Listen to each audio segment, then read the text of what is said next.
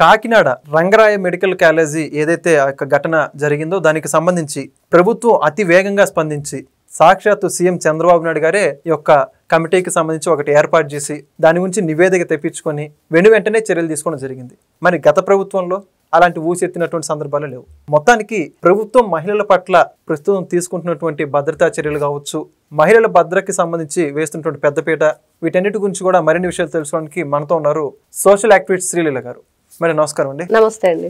Madam చెప్పండి, Kakinada Rangaraya medical కాలేజీలో ఏదైతే ఘటన జరిగిందో మహిళల పట్ల వేధింపులకు సంబంధించి దాని మీద సీఎం చంద్రబాబు నాయుడు గారే స్పందించి ఆయనే స్వయంగా ఆదేశాలు ఇవ్వడంతో ఒక కమిటీ ఏర్పాటు చేసి అది ఇచ్చిన నివేదిక మేరకు వాళ్ళందరినీ కూడా ఇమ్మీడియట్ గా సస్పెండ్ చేయడం జరిగింది ఆ యొక్క నివేదిక ఆధారంగా. అయితే ఇప్పుడు కూటమి ప్రభుత్వం గతంలో జరిగినటువంటి మహిళల మీద దాడులకు సంబంధించి కావచ్చు, రాష్ట్రంలో అక్కడక్కడ జరిగిన ఘటనలు కావచ్చు, వెంటనే స్పందిస్తూ ఉంది. దానికి సంబంధించి చర్యలు కూడా తీసుకుంటుంది. దాని ఆధారంగా చేసుకుని అనేక రకాలుగా ఆ దాడులను కూడా తగ్గాయని చెప్పుకోవాలి. అయితే గత ప్రభుత్వంలో ఇప్పుడు మహిళల భద్రతకు సంబంధించి ఏ ప్రభుత్వం న్యాయం చేసింది, ఏ ప్రభుత్వం న్యాయం జరుగుతుంది అంటే ఒక మహిళగా మీరే ఉంటారు? ఇప్పుడే కాదండి, ఈ రోజున కూటమి ఏర్పడిందని చెప్పుకుంటున్నాం కానీ తెలుగుదేశం పార్టీ ఎప్పుడున్నా కూడా ఆ పార్టీ పుట్టుకతోనే మహిళలకి ఒక ఉన్నతమైన స్థానాన్ని ఇచ్చారు నందమూరి తారక రామారావు గారు. వాళ్ళకి ఆస్తిలో హక్కును కల్పిస్తూ మహిళల పట్ల ఏ విధంగా మనం ఉండాలి, వాళ్ళని ఏ విధంగా గౌరవించాలి అనే ఒక మంచి నడవడికతో ఆ పార్టీకి కొన్ని కట్టుబాట్లు ఉన్నాయి. చాలా నియమ నిబంధనలతోటి, చాలా క్రమశిక్షణతోటి ఎవరైనా సరే అవి క్రాస్ చేస్తే ఇంకా పార్టీలో ఉండటానికి వీల్లేదు. మనం అట్లాంటివి ఎన్నో చూసాం. ఎక్కడైనా సరే గత ప్రభుత్వం అధికారంలో ఉన్నప్పుడు అమరావతి మహిళల విషయమే చూద్దాం. వాళ్ళు ఎంతో గొప్పగా మరి అమ్మవారికి చీర పెట్టుకోవటమనో, పొంగళ్ళు పెట్టుకోవడానికనో రకరకాల కార్యక్రమాలు చేపట్టారు.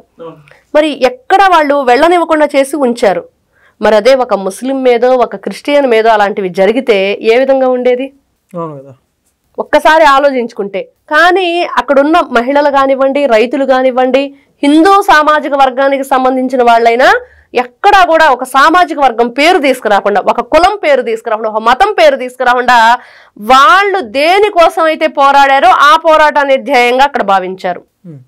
కానీ జగన్మోహన్ రెడ్డి లాంటి వ్యక్తి ఉంటే గనక మొన్నెవరో పాస్టర్ ప్రవీణ్ మరణాన్ని ఎంత భయంకరంగా చిత్రీకరించారు. కాబట్టి ముఖ్యంగా మహిళల గురించి చెప్పుకుంటే మరి అప్పట్లో జగన్మోహన్ రెడ్డి గారు అధికారంలో ఉన్నప్పుడు వాసిరెడ్డి పద్మ గారు, మరి ఆవిడ మహిళా కమిషనర్ చైర్మన్, మరి ఆవిడ ఎందుకు బయటకు వచ్చింది? బయటకు వచ్చిన తర్వాత వాళ్ళ పార్టీ పట్ల ఆవిడకున్న ఆవేదనను ఏ విధంగా వ్యక్తపరిచిందంటే ఇంతకంటే ఇంకా నిలువెత్తు సాక్ష్యం ఏం కావాలి? ఒక మహిళా కమిషనర్ చైర్మనే బయటకు వచ్చి మీ నీచమైన బుద్ధిని బయటకు చెప్తుంటే మీ పార్టీ మహిళలను ఏ విధంగా గౌరవించింది, మరి ఏ విధంగా వాళ్ళ పట్ల ప్రవర్తించింది అంటే అంతకుమించి ఇంకా వేరే ఇంకేం అవసరం లేదు. సొంత చెల్లెల్ని తల్లిని ఇంట్లోంచి బయటికి గెంటేసి చెల్లి ఆస్తిని కూడా లాగేసుకోవడానికి కోర్టులో కేసులేసి తల్లి చంపేద్దామని చెప్పేసి కారు టైర్లు బ్లాస్ట్ చేయడానికి ప్రయత్నించి సొంత తల్లే నీకు ఓటేయకుండా వేరే దేశం వదిలే పారిపోయిందంటే వేరే దేశానికి ఇంకా అంతకు మించి మీరు మహిళల పట్ల మీరు ప్రవర్తన అప్పటి నుంచి ఇప్పటి వరకు చూస్తూనే ఉన్నాం. నీచంగా మాట్లాడటం, పోస్టులు పెట్టించటం, ఇష్టానుసారంగా ఎంత భయంకరంగా వీళ్ళు మహిళల పట్ల చేసిన ప్రతి ఒక్క పని. కానీ ఈ రోజును చూస్తే కాకినాడ మెడికల్ రంగారాయ కాలేజ్ చాలా ఎప్పటి నుంచో ఉంది. అది దాదాపు 90 ఏళ్ళు అయిందో మరి ఏమో అది కాలేజ్. చాలా అవును. ఎందుకంటే ఈ రోజున మా మేనమామ గారికి 75 సంవత్సరాల వయసు, ఆయనే అక్కడ MBBS MS చేశారు. మరి అంత గొప్ప చరిత్ర ఉన్న ఆ కాలేజీ మరి ఈ రోజున మహిళలు అక్కడ ఎవరైతే విద్యార్థులు ఉన్నారో వాళ్ళ పట్ల వీళ్ళు కొంతమంది అనుచితంగా ప్రవర్తించడం కానివ్వండి, లైంగిక వేధింపులకు పాల్పడ్డారు. ఎంతో గొప్పగా చదువుకొని వైద్య రంగానికి మంచి పేరు ప్రతిష్టలు తెచ్చి ఆ కాలేజీకి కూడా ఒక మంచి పేరు వస్తుంది.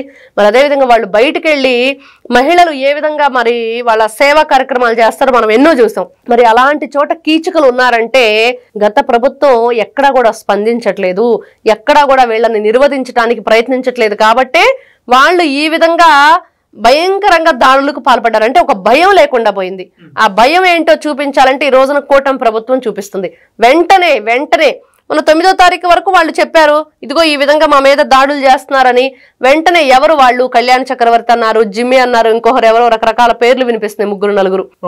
వాళ్ళందరినీ కూడా సస్పెండ్ చేయటం, వాళ్ళ మీద కఠినమైన చర్యలు, ఇంకా లోతుగా విచారణ జరిపి కేసు నమోదు చేసి ఏ విధంగానైనా సరే ఇట్లాంటి వాళ్ళు ఇంకెక్కడ ఉండకూడదు, మహిళల్ని నారా చంద్రబాబు నాయుడు గారు ప్రతి మీటింగ్ లో చెప్తుంటారు, నేను ఎప్పుడు కూడా మహిళా పక్షపాతనే, మహిళలకి న్యాయం చేయటానికే ఉంటాను ముందుగా.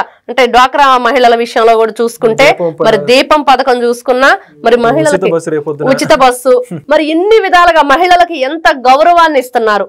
ప్రతి ఒక్కరూ చదువుకోవాలని, మరి వాళ్ళ కోడలు బ్రాహ్మణి గారు మరి పెళ్ళైన తర్వాత కూడా ఆ అమ్మాయి చదువుకుంది. మరి ఏ విధంగా ఇంటి నుంచే ఆయన చూపిస్తున్నాడు, తన ఇంటి నుంచే.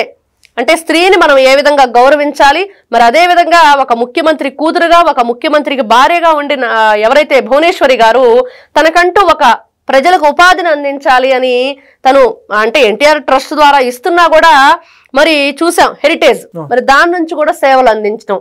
అంటే తన కాళ్ళ మీద తను నిలబడుతూ వేరొకరి మీద మనం ఆధారపడకుండా 10 మందికి ఆధారాన్ని ఇచ్చే విధంగా ఒక స్త్రీ ఏదైనా చేయగలదు.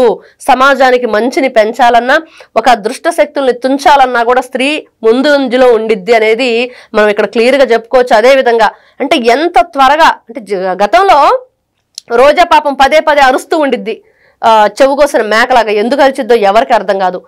జగన్ కంటే ముందు గన్ను వచ్చిద్దని. ఏం చేయటానికి గన్ను? ఇట్లాంటి పరిపాలన చేయటానికా? ఎక్కడైనా ఒక మహిళకి మీరు న్యాయం చేసినట్లుందా?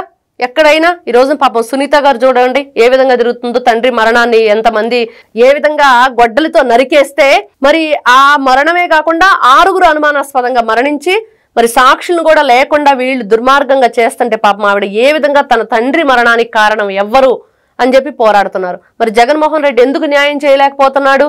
సొంత ఇంటి ఆడపిల్లలకి కన్న తల్లికి న్యాయం చేయలేవు, రాష్ట్ర ప్రజలకు న్యాయం చేస్తావా? నీ ఇంటికి కోతవీడు దూరంలో ఒక అమ్మాయిని రేప్ చేస్తే మరి పట్టించుకోలేదు. మరి జగన్మోహన్ రెడ్డి గంజాయి బ్యాచ్ ని పెంచి పోషించాడు. మహిళల మీద అనుచిత వ్యాఖ్యలు చేయమని వాళ్ళ మంత్రిగణాన్ని ఆదేశించాడు గతంలో. ఈ రోజు కూడా అది కొనసాగిస్తున్నారు. నిన్న చూసాం ప్రశాంత్ రెడ్డి గారి విషయంలో ఎంత దుర్మార్గంగా ప్రసన్న కుమార్ రెడ్డి మాట్లాడాడు. మరి నువ్వేం చర్యలు తీసుకున్నావు? ఏ విధంగా స్పందించావు? ఏ విధంగా నీ పార్టీ నుంచి సస్పెండ్ చేసావా?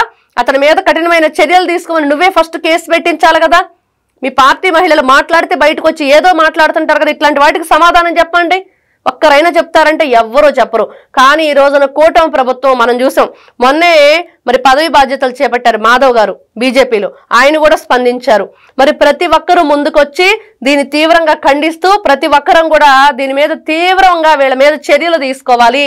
ఇంకొకరు ఇట్లాంటి విషయాలు ఆలోచించే ప్రయత్నం చేయకూడదు. అంటే విద్యార్థులు విద్యారంగంలో కూడా ఇట్లాంటి కీచకులు తయారవుతున్నారా? అంటే మహిళలకి భద్రత లేకుండా పోతుంది. ఖచ్చితంగా ఇట్లాంటి వాళ్ళని ఎక్కడా కూడా ఉంచే ప్రసక్తే లేదు అనేది నారా చంద్రబాబు నాయుడు గారు తీవ్రంగా ఖండిస్తూ వెంటనే నిన్న చూసాం ప్రశాంత్ రెడ్డి గారి విషయంలో వెంటనే మంత్రులు ఎవరూ కూడా అధికారంలో ఉన్న వాళ్ళు స్పందించలేదని నిన్న చాలా గట్టిగా ఆయన కోపడ్డారంట. ఎందుకు మీరందరూ కూడా స్పందించలేదు? వెంటనే మనం ఆడవాళ్ళకి భద్రత కల్పించే విషయంలో ముందంజలో ఉండాలని మా నారాయణ గారు వెంటనే వెళ్ళి వాళ్ళ ఇంటికి వెళ్ళి ఆవిడని పరామర్శించడం జరిగింది. అంటే ఒక మహిళని మనం ఏ విధంగా గౌరవించాలి, దానివల్ల ఆ మెసేజ్ ఎంతమందికి చేరుతుంది, ఎంతమంది వెన్నులో వణుకు పుడుతుంది, ఎంతమందికి ధైర్యాన్ని ఇస్తుంది, ఇది కదా కావాలి ఒక నాయకుడి నుంచి. కాబట్టి ఖచ్చితంగా ఏదైతే కాకినాడ మెడికల్ రంగారాయ కాలేజీ విషయంలో చూసుకుంటే మహిళల పట్ల ఈ రోజున కూటమి ప్రభుత్వం చూపిస్తున్న భద్రత ఏ విధంగా ఉండిద్దో, అక్కడ జరిగిన కేసు కానివ్వండి, వాళ్ళ మీద తీసుకున్న చర్యలు కానివ్వండి, అవే నిలువెత్తు నిదర్శనంగా ఈ రోజు మనకు కనిపిస్తున్నాయి. Okay, thank you. నమస్తే. Please subscribe to Leo News for more videos.